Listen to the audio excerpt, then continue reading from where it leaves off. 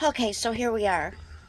I'm going to try to make 2 videos today, but I was listening back to my video last night, which, by the way, I ended it a little quickly because uh, there was something going on in my family, and my son needed my attention. So um, I wanted to finish up with the spinal cord stimulator. I noticed that, I kind of um, bounce around, if you will, because I'm sorry, there's so many things going on, but I'm going to try to reel that in. Um, so I want to finish with the spinal cord stimulator. I got my second one in, uh, and I had nothing but serious issues, to the point where I turned it off and I was refusing to charge it or do anything with it. One of those things was severe dizziness. I couldn't function. So, like, I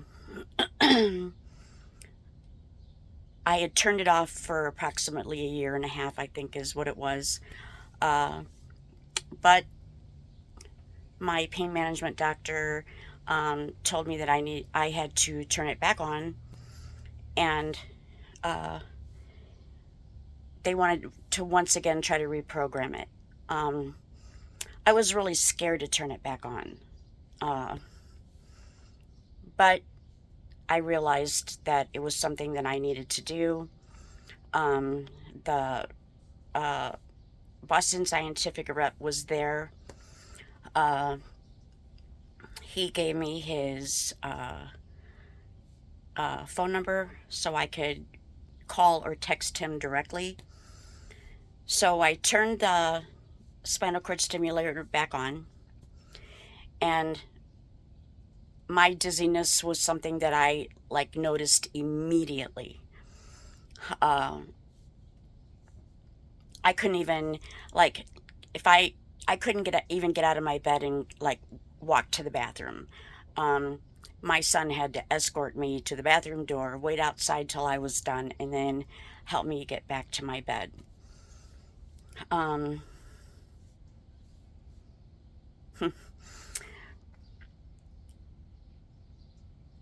in September of, okay, we're 2023 here. So in September of 2021, they noted in my file that I was experiencing a spinal cord stimulator malfunction, yet they wouldn't remove it unless I would agree to a third one. Well, with everything that had happened, I actually was surprised that it was even brought up, but I knew that I couldn't do it a third time. Too many bad things had happened. I said, if there's a PTSD for spinal cord stimulators, I have it. There were other doctors concerned about things that were happening to me, but they couldn't do like an MRI or anything because I had the spinal cord stimulator. So from September all the way through of 2021 through March of 2022, I continued to fight to try to get the stimulator out so I could have MRIs and those kind of things to figure out what happened or what was happening. So in April of 2023, I finally was able to get the stimulator out, and I was told that I could get my MRIs and everything, but at some point we're going to be discussing a third spinal cord stimulator. One of the things that they found was that the leads put in for the spinal cord stimulator had deviated. They weren't where they were supposed to be. Once I got that report, I literally told the doctor, can we agree now that a lot of the things that were happening to me could possibly be from spinal cord stimulator lead deviation? And he said yes. Um, so I had that done in April of, no, I'm sorry. He put that in my files September of 2021. I had it removed in 2022 in April. I'm sorry. Okay, so a couple months after having it removed, um, the conversation started coming up once again about a third spinal cord stimulator. And I knew that I could not do that again, and I fought it off as long as I could. I was trying to build a team of doctors who could help me understand what had happened. Uh, so in February, I mean, one of the doctors that I had seen told me that he would take over my pain management, and what was happening to me was not fair. So in January of 2023, I ended the relationship between myself and that doctor that had put the stimulator in, saying I just couldn't do that again. What I didn't know is when I went to the new doctor, immediately I was going to be force tapered, and I was.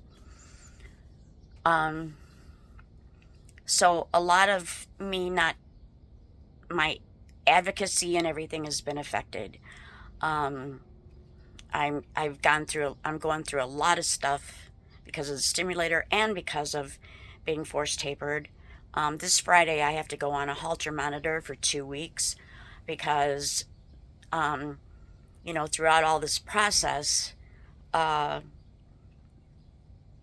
heart, seems to, and there's so many pain patients, people are getting secondary issues because of their pain not being treated. And a lot of people don't understand that. I see things where basically pain patients are a burden on the insurance companies and what have you. Well, what I have to say to that is if you weren't force tapering pain patients who were functioning with their pain management, a lot of these people wouldn't have these secondary conditions. And I see so many threats about cutting Social Security and what have you, and I'm going to stay in this subject, so stay with me for a second.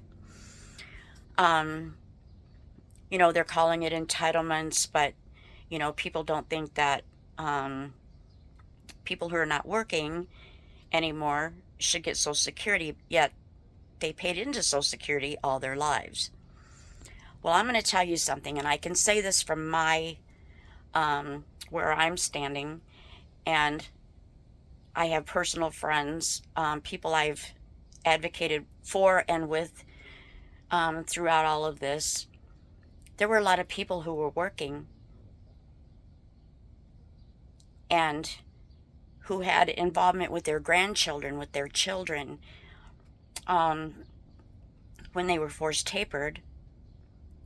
It took their employment away. For people who were trying to go to college, I was trying to do both. So a lot of people could and would be working if they hadn't come down so hard on their pain management that was working because it affected their quality of life. So I'm just going to say that, to all the lawmakers out there and to the people who try to make people with disabilities feel less than. So getting back to, I go on a Holter monitor this Friday. I'll be on it for 2 weeks. I'm having a lot of issues with my heart. My primary physician feels that I have a spinal fluid leak from when the stimulator and the leads were taken out. There's a lot of things that I'm trying to get answers for. Uh, so there's that. We talked about the DEA yesterday, and I kind of left it at this is going to be the biggest money grab in history. So what's happening here is it's called civil asset forfeiture. So when they raid these doctors under false pretenses, they seize their assets. And then, like, I traveled 2 years ago to southern Indiana and spoke to, there were 4 doctors down there who had been brought under charges, and they won their case. They couldn't get their medical license back, though, because the federal government had seized their assets, and they didn't have money to fight the federal government. And this is happening to a lot of the doctors.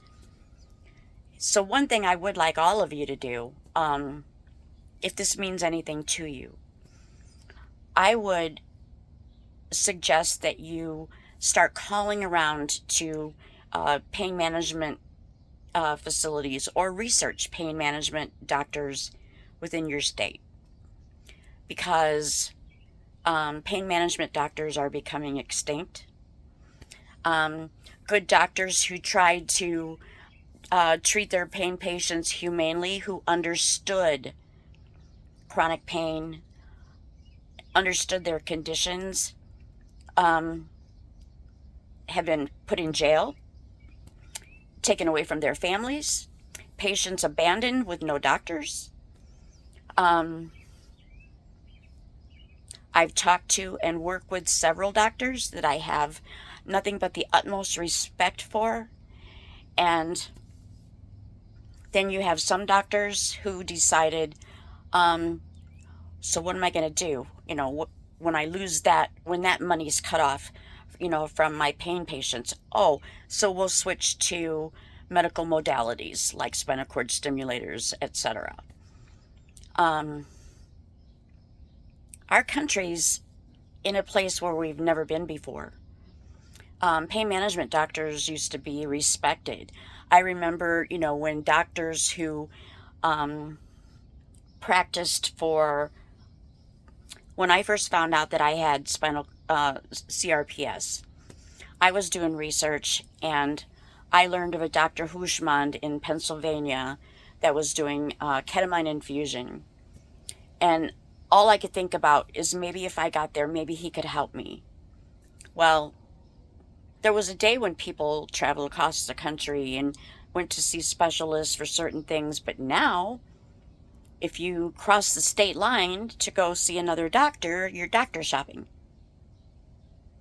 So I want you all to really think about that, because even the people who don't suffer with chronic intractable pain, you could literally be a car accident away, an illness away, to becoming one.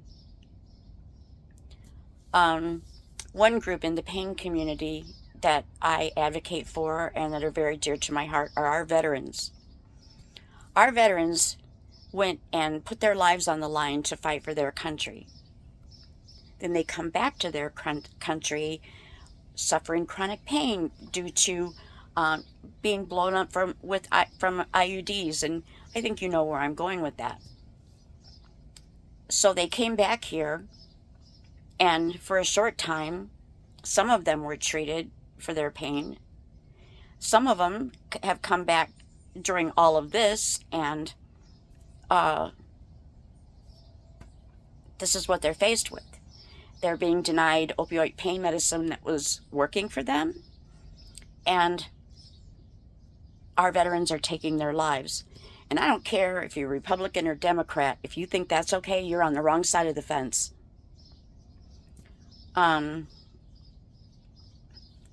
So back to the civil asset forfeiture. We've had, like I said, we've had doctors whose assets are seized, and they can't get them back. This is wrong in so many ways. I mean, if you charge somebody with something and it comes out that they weren't guilty, then anything you took from them should be given back to them. But this is not the case. You know, we have the DEA literally seizing assets under an assumption. Under an assumption. I don't think people understand. I was listening to I think I put this in my first video. I was listening to a couple of legislators that were Republican. They were talking about breaking from the Republican Party on abortion rights. And they were saying that, you know, doctors are literally fleeing states because of the abortion laws that they're putting in place. That's the same thing that's happening with pain management doctors. That's why I say we have more in common than many people realize. Just like people suffering with chronic intractable pain. You know, we have a racial despair in this country. But the people many in the Black community suffer from sickle cell disease. I mean, that's a level of pain that I don't think too many people understand. But again, we have more in common than what you realize. So I'll keep you updated as I find out more on my stimulator and, you know, what's going on with my health in that area. I did post some things for you, those of you that follow me on Facebook. I posted some videos today as I had talked about my best friend, Dawn Anderson, who committed suicide. I posted a couple of videos where Dawn and I were out advocating for pain patients and the impact that she had within her family, within her friends, and within the pain community. That is such a loss that it's been 4 years and I can't figure out how to get past that, because all she was asking was for somebody to continue to treat her pain. Yet, again, we're treated like drug seekers and addicts. Chronic intractable pain, high impact pain is real. And if we don't do something to we definitely need DEA oversight. If we don't do something to reel this in, suffering is only going to increase. More people are going to find themselves suffering with chronic pain, and there's going to be no doctors. There are literally going to be no doctors. And I do want to say I posted this on my Facebook page, and I can post the link in the comments. Tomorrow, the House representatives are going to vote on the HALT Act to halt fentanyl. Okay, so the people that they're calling it an overdose in the United States that they say overdosing to illicit fentanyl. Well, that's not even true. They're being poisoned. Illicit fentanyl is poison. And so many of these people, you know, turn to the street, and there's pain patients that have literally been forced to the street to try to help treat their pain. But, you know, people are out on the street with intentions of buying one thing and then learning that it was laced with illicit fentanyl. But they're talking about halting production of all fentanyl. Well, fentanyl patches have been used forever for treating people with cancer, with end-stage cancer. And people who suffer with chronic pain. If this vote happens tomorrow and they pass it, all fentanyl will be gone. Even prescription grade that has been helping people forever. But that's just a start. It's they're going to continue to go after anything that treats pain. They've already reduced the production on opioid pain medicine. So this is why I started these videos, for a multitude of reasons. But one thing I definitely wanted to show, and I hope I'm doing that, is how we have a lot more in common than we realize, and we could be so much stronger together.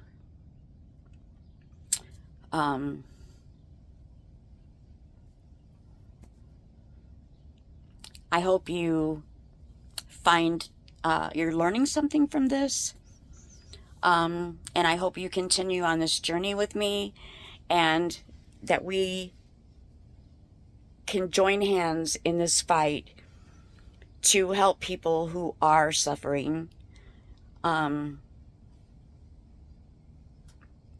People need compassionate care. Like, there's so much going on in the healthcare. I don't even think I could cover that in one video. I did share Dr. Pompey's story that I wrote with my friend in last night's video comments. I hope you'll go back and read that story. And for now, I'm gonna end this video, and I will try to make another one later this evening. Thank you all for listening, and have a blessed day.